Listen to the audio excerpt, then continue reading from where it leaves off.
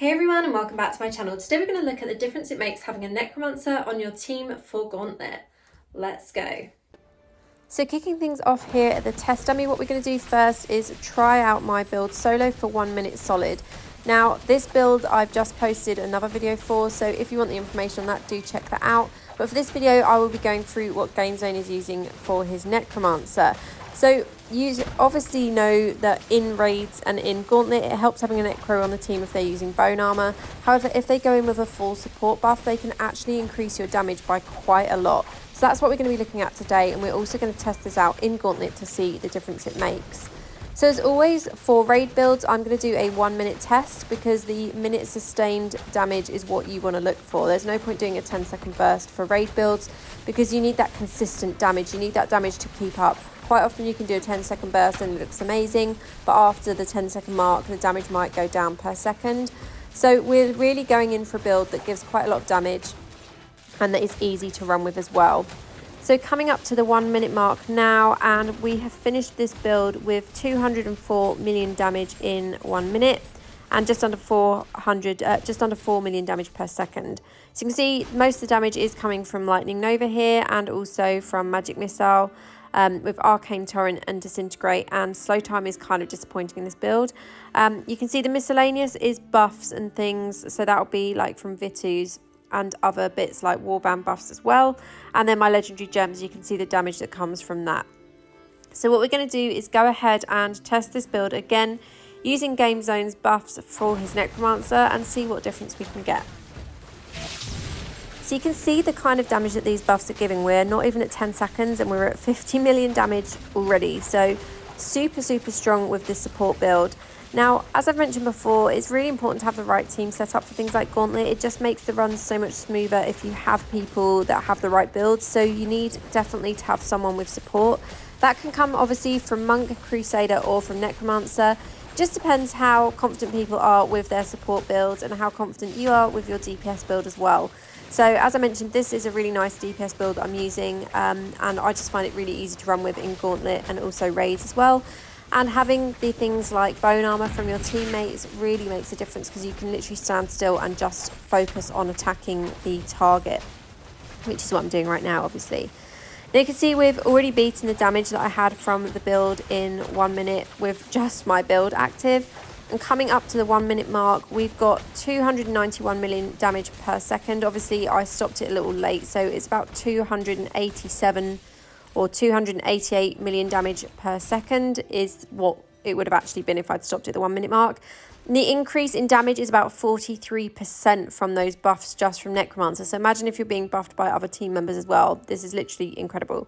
So here's a breakdown. You can see the increase in damage is mainly coming from my primary attack. So from Magic Missile, the damage has increased on that. And also the miscellaneous damage has increased, and that is because of all the different buffs that I'm getting from GameZone in this.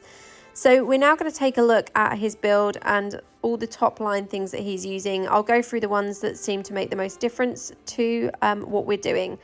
So starting off with set items, he's using 4 pieces of Vitus. So this increases the duration of all beneficial effects on you or your party members by 30% and increases the target's attack speed by 30% for 3 seconds each time you use a skill to grant a beneficial effect or to buff them, obviously.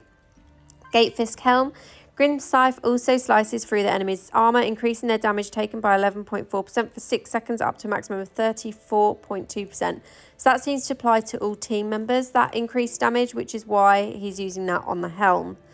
On the chest, obviously Parting Gift, which gives all the team members bone armor with the 5-hit immunity, similar to ice armor for Wizard with the Hailstone Essence, except you can't give that to your teammates.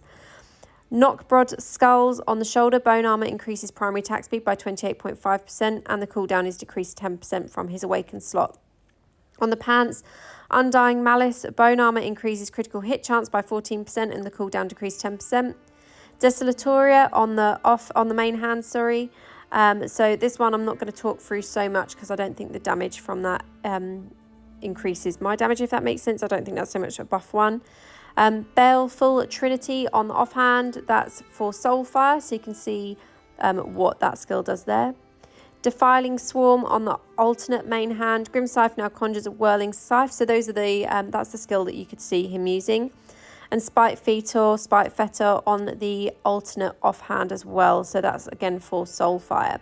So that's a breakdown of what he's using for this build. I didn't go through the other set items because we're just literally top line looking at what he's using to buff the team. Now, when these buffs are active, you can check these out underneath your character icon here, so you can see exactly what is active. You can see my legendary gems that are active, and you can see the Necromancer skills that are active. Any buffs and things like that that I'm getting from my warband, anything like that will show up here underneath your character icon, and you can see exactly what is active and when. So you can see his 3 skills there that are active and what they're doing for me in this build as well. So yeah, nice primary attack increase and critical hit increase there as well. So we're going to jump straight into Gauntlet here, and this is obviously at the last boss. What I wanted to do is just show a little bit of the raid so you can see how quickly we're taking down the boss, but also we're going to look at the damage at the end of it to see exactly how much of a difference this has made to the result of Gauntlet damage. So taking a look at the top left here, you can see the way I've set up my team for this is I've got 2 Necromancers and a Crusader. So the reason for this is because it's actually just myself and the 2 Necromancers that are boosting for this Gauntlet. So we've got 3 boosters and 5 people that we are helping complete Gauntlet 2 for the first time. So I have the 2 Necromancers on this team simply because I always try and keep the boosters together. But also having 2 Necromancers that have Parting Gift active means that you pretty much have 100% uptime on bone armor, so you're not really taking too much damage throughout the raid. So that is the reason why I've gone in with that. One of the Necromancers is obviously on a full support build, which is what Game Zone is running, and then the other Necromancer is on a damage build just with the bone armor to help support with the team.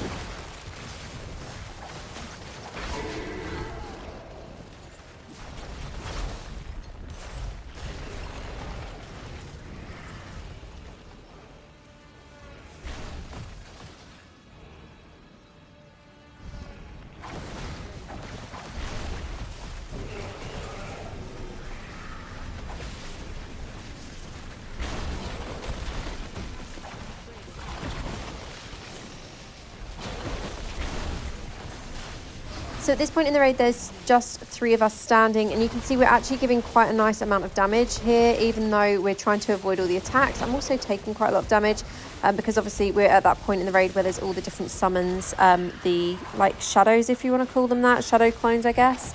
And we're at the final stage of this, and it's again still giving really nice damage. As I said, this build is pretty strong that I'm using, and then having the buffs from Necromancer makes it even stronger as well.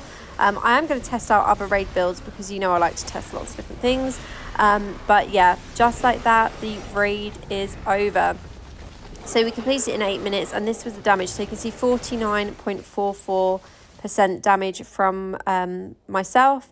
And Game Zone was actually 3rd for this, and that is because he's on a full support build. So really nice result there overall. Insane amount of damage from being buffed there. Just absolutely incredible. Like, I'm actually obsessed with that. It's so cool.